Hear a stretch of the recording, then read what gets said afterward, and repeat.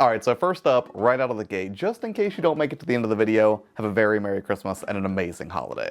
Now with that out of the way, that is actually what today's video is all about, is I thought I would have some fun today and just dive into some of the Christmases of my own personal past and talk about some games that I got during those Christmases that now I'm able... Man, Christmases is really hard to say, sorry. And just talk about some of the games that I can now emulate on the Steam Deck. So that's what I'm going to go over, are just a few titles starting way back in 1991 and then I think moving up to around 1997, 1998 to talk about some games that I got for Christmas when I was a kid, and now I'm just absolutely delighted that I can play them in the handheld format whenever I want, particularly during this holiday season since Christmas is just a few days away and I am on vacation getting some much needed rest time. So in the spirit of that, one of the games that I have been playing is one of the most exciting games that I ever got for Christmas way back in 1991, right when the Super Nintendo came out, and I think this was a lot of people's favorite back then, Super Mario World. And there's really not a whole lot I have to say about Super Mario World to convince anybody to play it, because in all likelihood everybody's already played it because it is an absolute classic. Now I'm not sure if you would call it the best 2D Mario of all time. It's definitely right up there with Super Mario Bros. 3 in my opinion.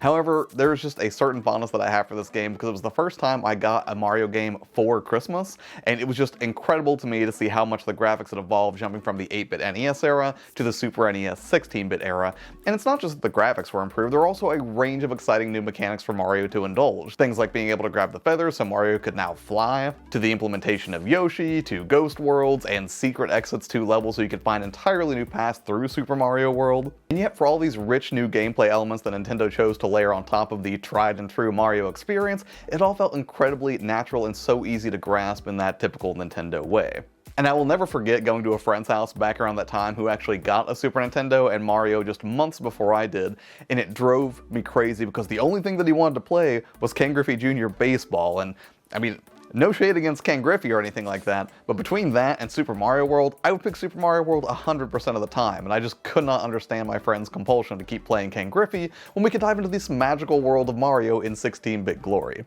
And naturally, in the modern age, much like a ton of 16-bit games and new modern games that have been made in that 16-bit style, it holds up tremendously well, and of course when you're playing on the Steam Deck, you'll get a ton of battery life and a pretty much flawless recreation of that original experience. Next up is another Super Nintendo game that I got for Christmas that same year, and I'm sure a lot of kids were also just sort of ping-ponging back and forth between these two titles, and that is F-Zero. Now the original F-Zero wasn't like the most in-depth racer or anything that had come along up to that point, but you gotta give it props for originality, and that soundtrack was absolutely stellar. And even though it was pretty spartan on additional features in so much as it only had 4 selectable cars and didn't even have a 2-player mode, I still had so much fun with this game, and it was one of the few console experiences that I remember my dad really getting into at the time, because for a very long time my dad was really into PC gaming, but really didn't care that much for console gaming, with the notable exception of F-Zero and later on Battle Clash. But that particular Christmas, I spent so much time playing F-Zero with my dad, just passing the controller off to see who could take first place on which circuit, or if we could beat each other's time, and it was just a delightful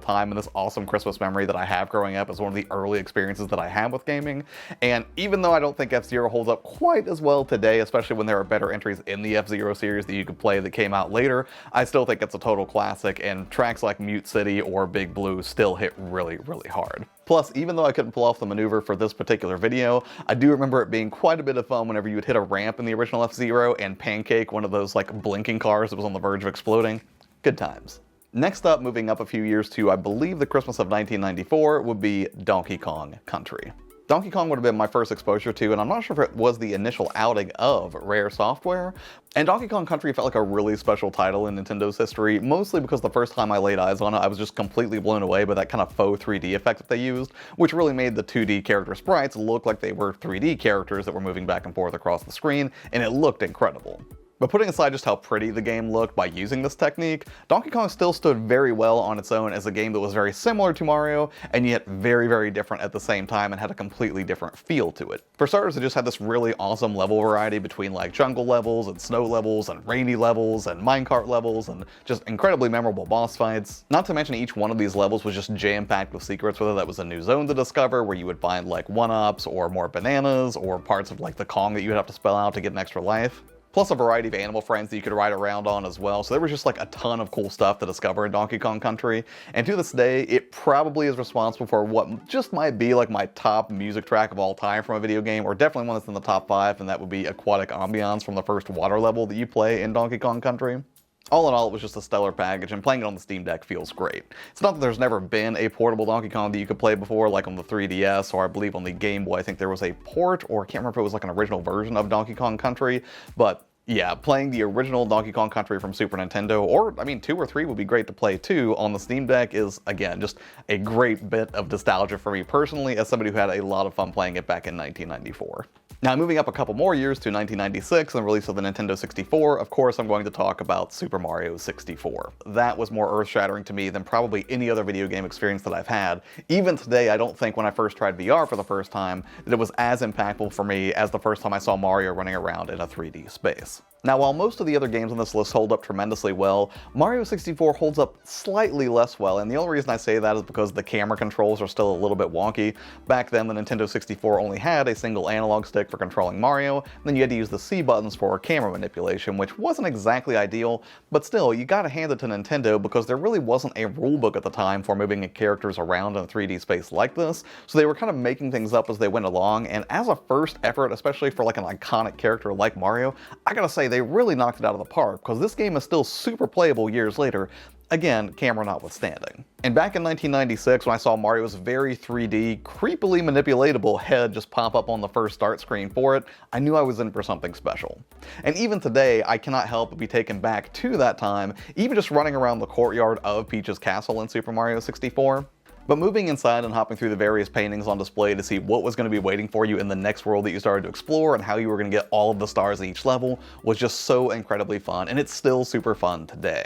Now, for the purposes of making this video, I was only able to film a few of the different stages that I jumped into and started playing around in, but man, it just felt so good to go back into the castle and start exploring some of these areas. From doing the foot race with the Koopa to going back into the snowland and just doing the slide thing or rescuing the baby penguin, all of it just felt so familiar and so good. And the thing that was really great about Mario 64 is, much like Super Mario World, it also brought a ton of new mechanics, naturally, because it kind of had to, but all of them just felt really fun to play around with in their own right. Every time you nail a triple jump, or a long jump, or a butt slam, or a backflip, like, Mario had an incredible range of motion, again, for like a first outing for the character in a 3D space, and just the fact that every individual movement feels so good is one of those things that I think makes Mario 64 such a timeless classic. That and the incredible soundtrack, much like many of the other first-party Nintendo titles that I've mentioned so far. And while there have been a ton of Mario games that have come out leading up to the holiday season in years past, Mario 64 will always take the top spot for me, just again, for being just sort of like this essential part of my childhood that really just took gaming to the next level and really started to open up those 3D spaces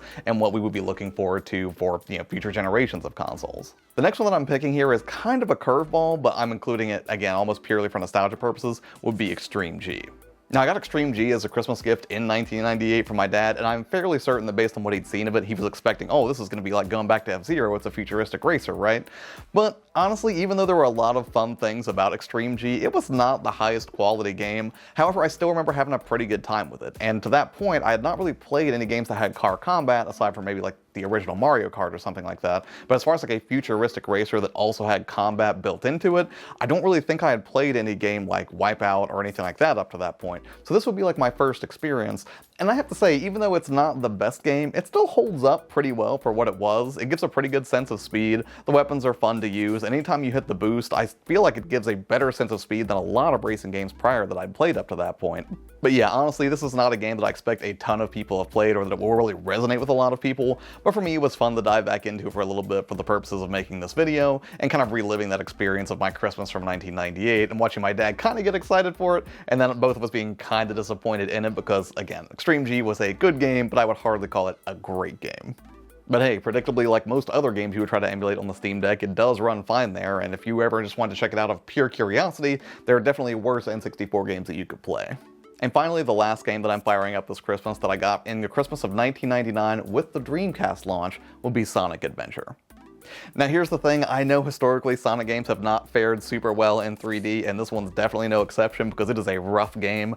However, this was pretty exciting for me in the Christmas of '99 because up until that point, I had been purely a Nintendo kid, as you could probably tell from every other game on this list. So this was the first time that I would have a Sega console, and it just felt right, obviously, to make playing a Sonic game the first thing that I would check out on it. And there are some really cool parts of Sonic Adventure, in so much as it can occasionally have these moments of absolute wonder and awe. The only problem is that a lot of those sort of pre-scripted events where you can only have like limited control over Sonic while he dashes through these 3D environments is that you can kind of like fly off stuff very easily or just die unintentionally. So yeah, I don't know if it's fair to say this is the worst game on this list, but it's sure not the best, and I think nostalgia is what drew me in more than anything. It played fine on the Steam Deck, however there are better ways you could play it. I played it through the Dreamcast emulator, which sort of patched in widescreen support, I think, which is kind of weird because if I really wanted to play it, I wouldn't even have to emulate it at all. I think I have the PC version of Sonic Adventure natively in my Steam library. I have to go back and double check on that, but yeah, I'm sure hardcore Sonic fans really appreciate this, but as someone who's not necessarily a hardcore Sonic fan,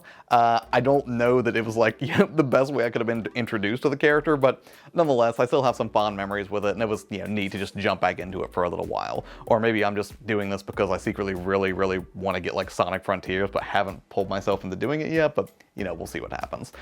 Alright, so that's it for this video. Obviously, this does not encapsulate every amazing video game experience that I've had over like every Christmas of my life or anything, but it does represent some of the warmest highlights that I recall. But hey, what about you? Do you have any amazing video game experiences from past Christmases or holidays that you care to share below? If so, I would love to read them this holiday season. As always, thanks for taking the time to watch these videos, not just today, but over the last several months as I put out so much Steam Deck content. A lot of you have left very encouraging, very heartwarming comments as I've continued to make videos like this, and I really appreciate those. You have no idea. But yeah, that's going to be it for this one, and probably the last video of the year. I might squeeze in one more, if I get some video games for Christmas or something like that, but yeah, I'm looking forward to, chilling with the family and slowing down a little bit, but gonna hit the ground running in 2023, I think. So anyways, thank you again, take care, and I'll see you next time. Bye.